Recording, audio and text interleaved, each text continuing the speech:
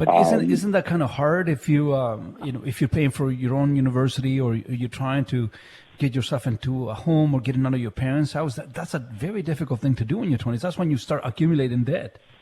Well, and this is why kids need to live at home as long as possible. Student loans. Shut your mouth, man. Don't say it. I know. And so for those kids out there listening, Papa Greg wants you staying with him for many, many years.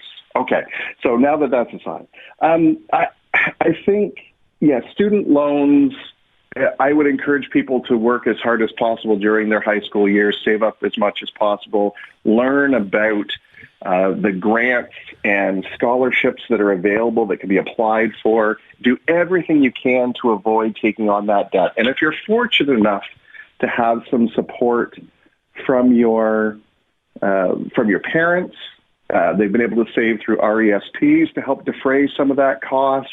You might be lucky enough, as I was very fortunate, to finish university without any debt.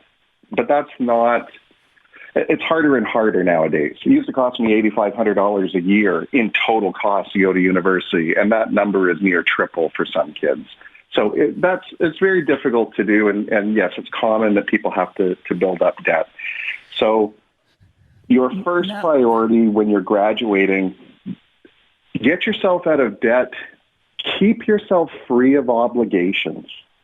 And a lot of times the best way to achieve that is living at mom and dad's house.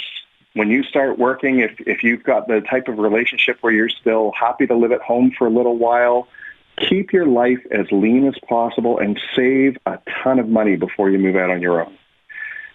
If that means getting rid of the student debt while you're there, that's fantastic. But, you can move out on your own without needing to buy a $600,000 home to do it.